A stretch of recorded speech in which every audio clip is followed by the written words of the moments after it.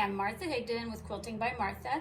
I'm working on this quilt called Flowers for My Wedding Ring by Judy Niemeyer. This is piece by Donna McElwain. It is like 100 by 90. It's a large quilt. Your inner of your quilt is a traditional wedding ring, and then you have the flying geese, and then you have a 10-inch border. Now, I've been quilting for customers for 10 years. I don't ever remember a 10-inch border. We've talked about it in my long arm group meetings. Like, what do you do? We used to call those the big ass borders. Like, why would someone do a big border? Maybe it was because they're trying to get to the size of the quilt they were wanting. But the directions for this is a 10-inch border because the flowers that are machine appliqued in the out of the border is why you need that 10 inches to create this beautiful display of the flowers on the border. But it led me to a little bit of apprehension, like, how am I going to quilt 10 inches?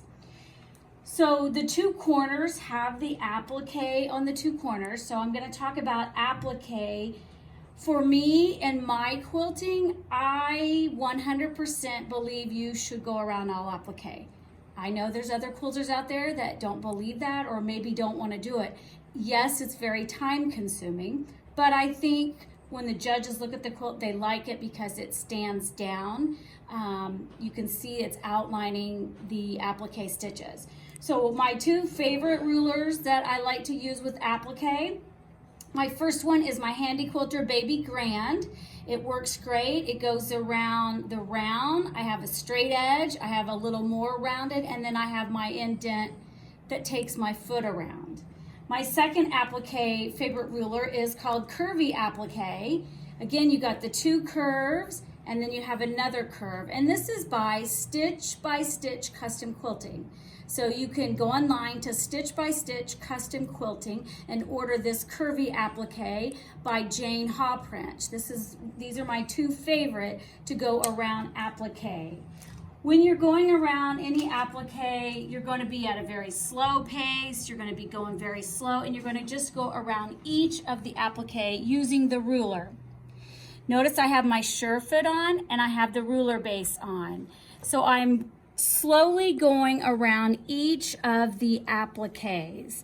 Now I am using a So Fine 50 weight light gray thread. Hindsight, if I do it again, I would use the mono poly and go around each of the applique. I have a feeling when I'm finished quilting, I'm going to have to go in there with mono poly anyway, or I'd be changing the color of the thread for each of these, because some of the flowers are so large that they're going to need some type of quilting inside to make it lay flat. I've done a few quilts where the judges, if I didn't do quilting in there, I know they marked down stating that the applique needs more, needs some quilting in there to hold it down.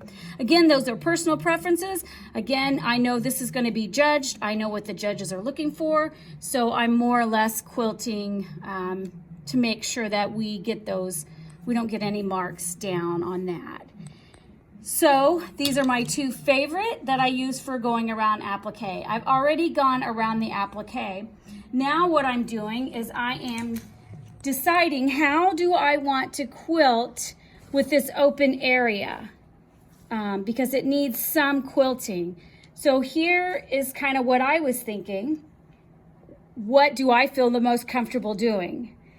I could have done a bunch of swirls if I was that confident in my free motion. I could also free motion using this fabric and following the designs in the fabric, which I really had considered, I thought I would do. But I wanted this to be more consistent with how I quilted inside, and I feel more comfortable for my skills at this time is to do the straight lines. It gives it just a clean look, it fills in the area, and it adds to my flying geese because I did in the ditch with them as well. So when I'm doing my straight line with my piano keys, I have a few rulers I have setting out because down here I can use my smaller, this is my Handy Quilter ditch ruler, and I'm using that first line and I'm going across and I'm using the line to line up. So I'm quilting from left to right using the line on my ruler. So I'm lining it up. I'm lining up the last ruler, the last line I just quilted, and lining it up to keep them equally spaced. I also have this Stitch in the Ditch XL by OK Quilting. You can go to her website, OOHKAYE, OK Quilting, to get this ruler, Stitch in the Ditch XL. I like it because it's a longer than my handy quilter in the ditch, and it allows me to go further. But because this is a 10-inch border, I did have my skinny HQ ruler, but it's 10, so it's right on the mark. So I had to get out my straight edge ruler, which is a 12-inch, so that it keeps, if I have a space where I can go the full distance instead of half and half. Okay, so when I'm doing in the ditch quilting, so what I'm going to do here is I'm going to start right up here, and I am going to do needle down, needle up, bring the bobbin thread to the top like I always do. And I am working on my Handy Quilter Forte, and I do have Pro Stitcher, but I am in free motion right now. So I'm in a regulated stitch, 10 stitches per inch, and I am in cruise at 250. That's a personal preference. You can either be in precision or cruise, those, whatever you feel comfortable with. But I have this little locking stitch right here, and it says the number 5. So when I hit that, it's going to say gently move your machine, and it will do the tie off for you. So I gently moved my machine, and it just did 5 quick stitches to lock my stitches in. So I've been using that function quite a bit now. Absolutely love it. So here I have a straight line, so I can use my the larger ruler, the 12-inch. So what I want to do is I need to move it over, and I am lining up this line here on my ruler, which I know it's going to be very difficult to see, but there is a line that says 1/2 inch. But remember, your needle is still 1/4 inch away, so it's a 1/2 plus 1/4 is going to be the difference. So I'm lining up that line with the line that I just quilted, and then I am going to pull it and stay in my straight line. I pause or stop so that I can make sure that I'm lined up, because I'm coming all the way down, keeping it lined up. And since I didn't have a stitch on the other side, I'm having to make sure that it stays. And I go all the way down and all the way back up, slowly making sure I stay on the same line. Now, this is just how I'm doing piano keys on this quilt. So I'm double stitching, so it's going to give it more of a dense look, and I'm going up and down, and I'm equally spacing them with my ruler. So what I'm doing is I'm filling in all the way through my applique. So you can see my applique runs all the way through here on the border. And then over here, I'm not so sure you're going to be able to see the quilting. But what I'm doing over there is I am using a computerized, digitized design.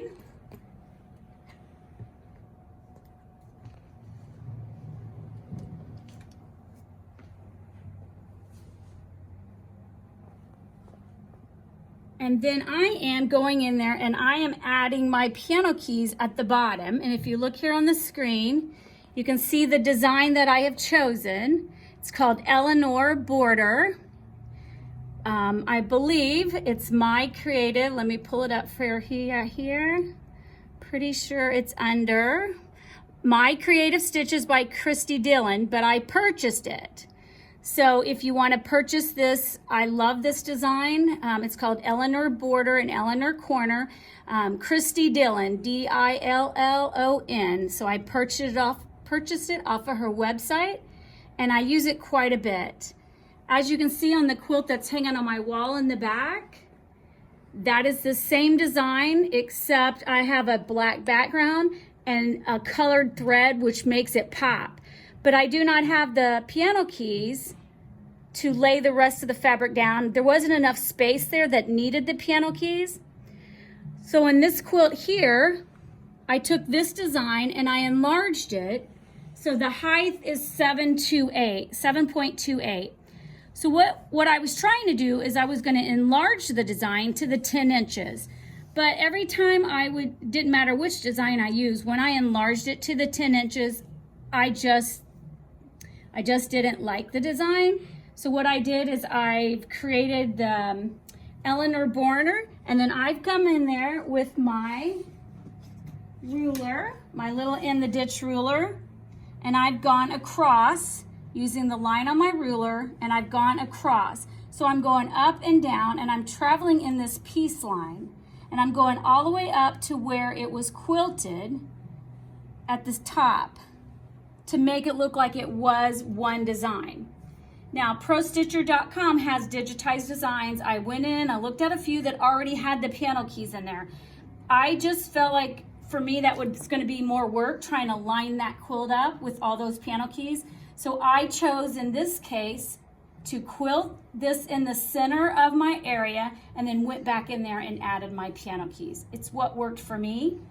So working with a 10-inch border is challenging, but can be done.